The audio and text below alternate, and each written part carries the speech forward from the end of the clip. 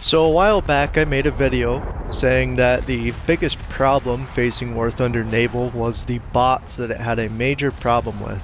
Not the Gaijin controlled AI bots that will fill out your match if you don't have enough players, but the actual player bots that were just sitting in games and farming Silver Lions. And after I started my American grind and replaying all my Japanese ships for the review, I figured I'd run into these again because I had moved out of the range that these usually played at for quite some time while I ground out battleships. And I was actually pleasantly surprised to actually not encounter any of them. So, readdressing my previous statements on it, I'd say good job to Gaijin for actually solving this problem and going through and getting rid of these players. Whether it was through upgrades in their system to actually root them out. I know they updated the reporting system so that you could actually call out accounts specifically for that, though I really doubt that that was actually what rooted them out in the end.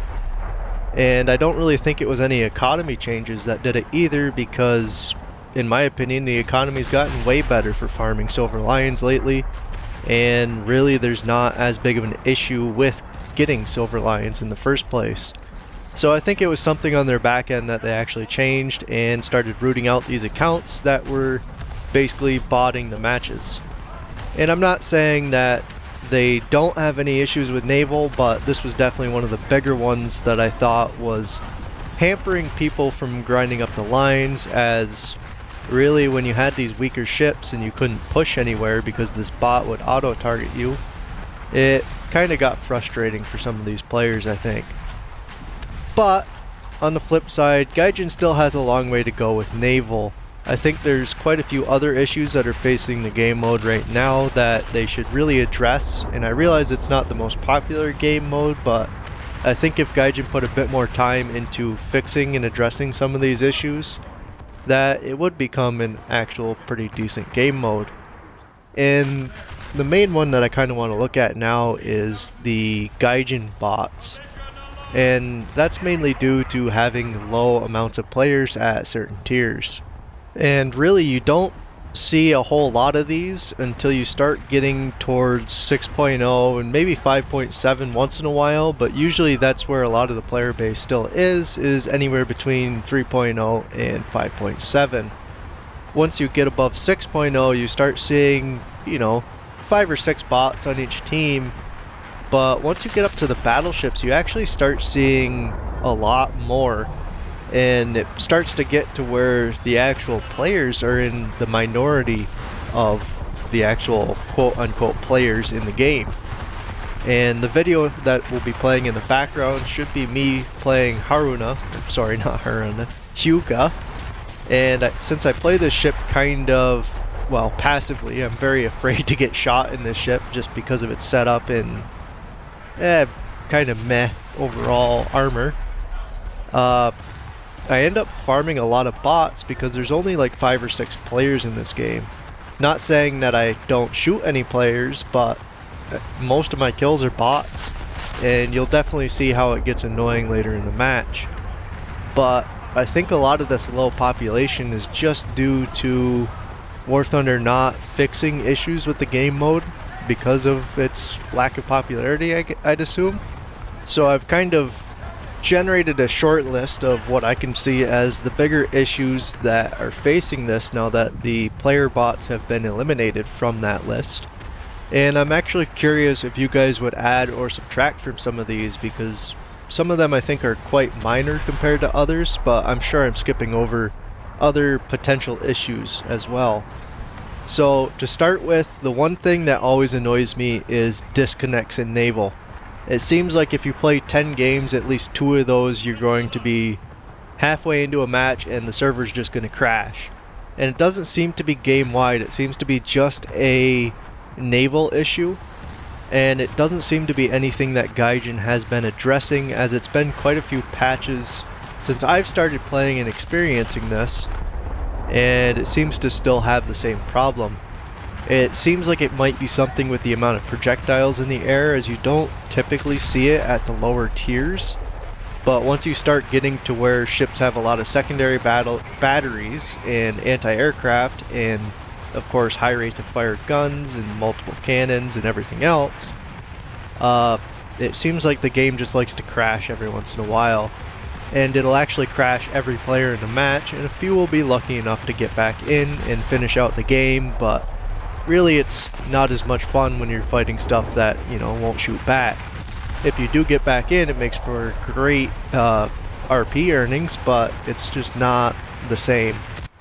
So I think that's one of the bigger issues that they are facing with the game mode, and that they kind of should look at a little bit harder, because I've seen it since I've joined the game.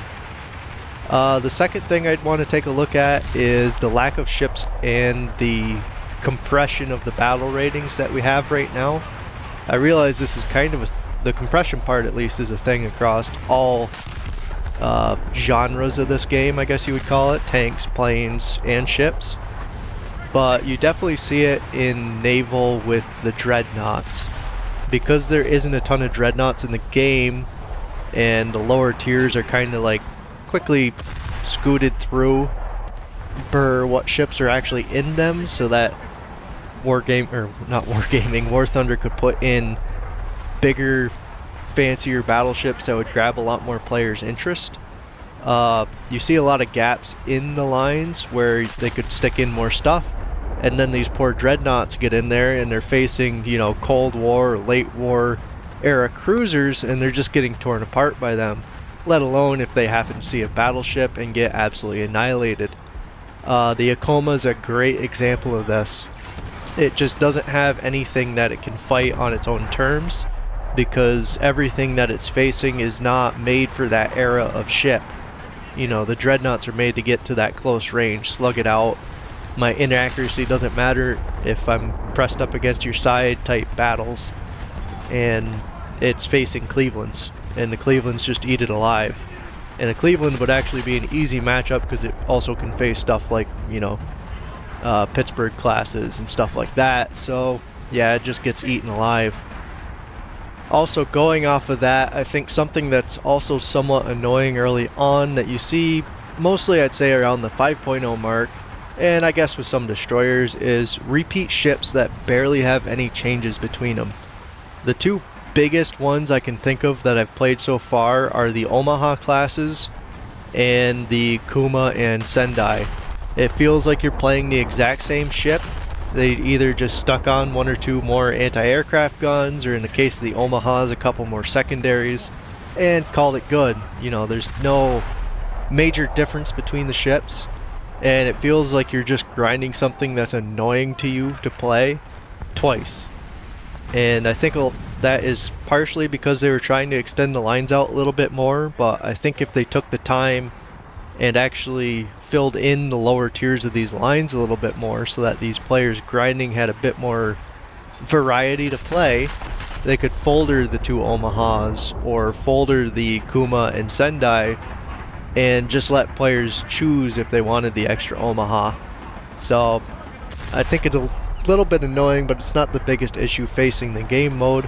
I think just the lack of ships overall is a bit more of a issue when it comes to actually grinding up the line, especially if they're going to rush right into throwing stuff like Bismarck or Yamato, something like that, into the game just to get people to look at it a little bit more. Yet, you know, the players that look at it aren't going to get to that ship for another year. I think another larger issue than that would be the bugs that we see every major patch or so. And in a way, this is similar to disconnects, but the disconnects seem to be something else entirely. The bugs are just annoying, and they don't seem to fix them really immediately with Naval like they would if it was a tank thing. I know this last major patch we had one where your modules would just get randomly damaged. And then as well, on top of that, as the high explosive issues where they changed something with it where high explosive was just two-tapping everything. And if high explosive damaged your module twice, it'd just get destroyed. And so it was really problematic to be able to play, because you were either getting absolutely decimated by high explosive, or you'd be stuck in an endless repair loop where your ship was constantly in that repair cycle where everything else that you were doing would take longer. And it took them quite a few, I'd say at least 2 weeks to actually approach this and fix it, versus you saw patches for tanks and planes every single day. And it's not like these issues weren't being reported on. Actually, if you went to the Gaijin forum or bug report thing, it was pretty constant with threads, and they kept closing them as quote unquote the devs were already looking into it. But we never saw the update immediately, so a lot of people were getting disenfranchised with playing Naval just because this bug was so present. And it's not like this has been the only patch that had this issue, because it seems like every major patch has its own, whether it's the screen flickering or something else going wrong or just absolute chaos. It seems like Gaijin isn't too super interested in patching Naval quickly, short of slightly larger bug fixes. And I think that's fairly detrimental when people actually want to play. Going off the bugs being detrimental to the new player experience, I want to say that Gaijin has very horrible tutorials in War Thunder, at least as far as ship goes. Just because their tutorials boil down to point your guns at the enemy ship, pull the trigger. Alright, sail to this point and stop. Alright, pull the trigger. And you're done. Go fight in a match. And it's not telling people, you know, how to actually use your repair modules correctly so you don't have that 120-second repair. What does happen when your when your ship is repairing as per everything else slowing down. How to actually aim your guns per above and below the waterline, how to switch to your anti-aircraft guns. Well, it might do that one, but either way, their tutorials are extremely sparse, and it really doesn't help when people are getting into the naval experience, quote unquote, because coming out of the tutorial, you know how to point your guns and go forward, but you haven't learned the nuances of how the systems work. And you see a lot of players get frustrated with their very high repair timers just because their ship's completely crippled, it's sinking, and they've got like a 105-second repair timer, and all they can do is sit there and watch their ship sink because they didn't know that you need to separate your repairs. So I think Gaijin could definitely reapproach their tutorials and make them a lot better for these players that are coming into the matches. On the flip side of that, when you do get to these higher tier matches and players have longer range guns and better ships and everything else, I think your biggest issues are going to be your map design, leading to players revenge killing other people. You know, in tanks you get revenge airstrikes, CAS, whatever they want to call it, where, you know, you shoot somebody in a tank, they come back in a plane and bomb you and crash into the ground.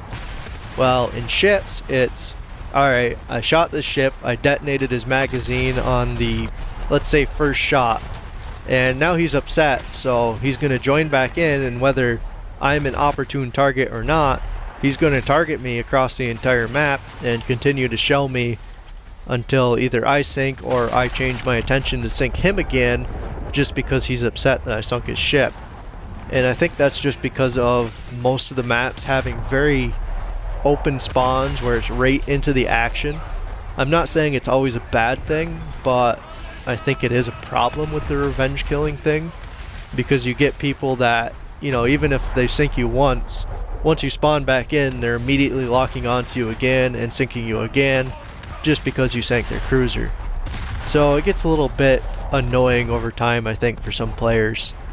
And the other thing with map design is separating them out to where you're not having battleships starting, you know, below 10 kilometers from each other.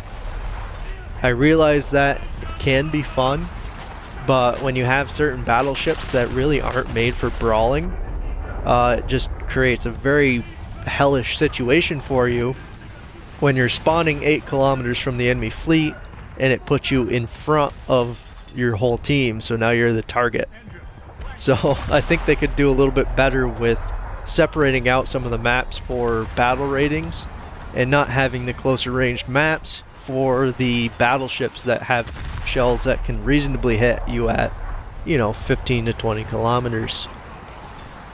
Playing off of the maps, I think there's very little incentive to actually cap in most of these game modes outside of maybe the big single cap games where you're just fighting for control of one. Because really all it does is net you a little bit of extra earnings for winning, and I don't think you get a ton of EXP just for taking the cap.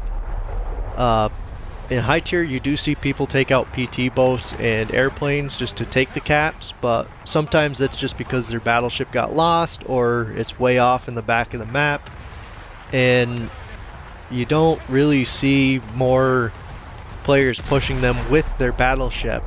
You mainly see them be taken by the aforementioned two ships or planes, or the bots actually taking them. Like I said, there are a lot of AI ships at these higher tiers, and they tend to be the ones that take the caps just because the players are too preoccupied with battleships fighting each other rather than stopping the one Omaha class that sailed into the cap.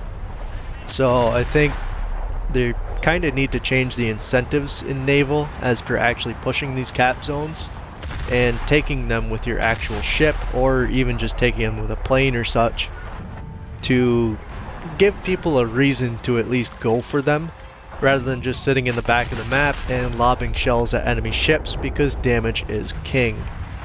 And for the final issue I want to speak on is the cost of high tier, and this includes coastal. And I tried to play coastal ships and I found this extremely interesting. The 3.0 or 3.3, whatever the highest tier of coastal ships are, costs as much as an 11.0 tank, a 12.0 plane, I'd imagine, or a battleship in terms of research and Silver Lions. And I thought that was kind of absurd. I don't see why something that is basically the lowest tier in the game, even though it is a separate line, has to be the maximum amount of Silver Lions and research points required in order to actually get them. Especially when really all you can do with them in high tier is take cap points and maybe torpedo a couple battleships, but they're not contributing to your overall grind towards whatever other battleships you wanted to get. So I think it was very off-putting for me to try to play coastal when I knew that I'd basically have to grind out an entire naval line in terms of research points in order just to get something that is bottom tier in terms of the game modes that it's playing. And the same kind of goes for the actual blue water lines. We're only at 7.0. Some of these ships aren't even, top tier material if you're talking the 6.3 or the 6.7 battleships. But you're paying the same as somebody who just researched a T80, T90 tank in the Russian lines or an Abrams or something like that for basically a World War I battleship. And I thought that was a little odd. I realized that, you got to keep people playing and researching, and we don't have the content for Naval yet because they are bigger models. But I would think that if they really wanted to have people spend more time in Naval, instead of increasing these grinds and shoving them down later when they add in more ships, they could at very least add in a couple extra ships in the tree instead of continuously adding them at top tier. So I don't know, it was kind of off-putting, especially for coastal, to see that, if I really wanted to get one of these top tier coastal ships or one of the higher tier battleships, I actually did have to pay full price for them in terms of research and Silver Lions. In a way, somewhat understandable for the battleships as they are top tier right now, and I guess they'll get shoved down later. I mean, it makes your curve as per, increases in EXP over time a lot steeper than, say, the tank lines or the airplane lines, but for coastal it's just absurd. Why are these little things costing the same as one of these high tier battleships? I mean, it doesn't make sense, and Gaijin should really approach that. Either way, I think these are the bigger issues facing the population of Naval and why we have such lower amounts of players compared to other game modes. And I think if they did actually fix these, it would bring in a lot more players a little bit more rapidly, especially in terms of the tutorial, where people aren't just getting mad because of the long repair times because they spammed all the buttons, especially if they're coming from World of Warships where you could. And I think over time, once they start addressing some of these, it'll balance out to where people are actually getting into these higher tier matches in greater numbers, and we'll see a lot less of the Gaijin AI controlled ships running around in these matches to the point where they're outnumbering the actual players. I'm curious to see if you guys come up with anything else that might be an issue in the game, whether it's certain ships not being in the right spots, the battle ratings still being compressed or stuff like that, or something completely different that I haven't even thought of. And either way, good luck out there, guys, and I'll see you in the next one.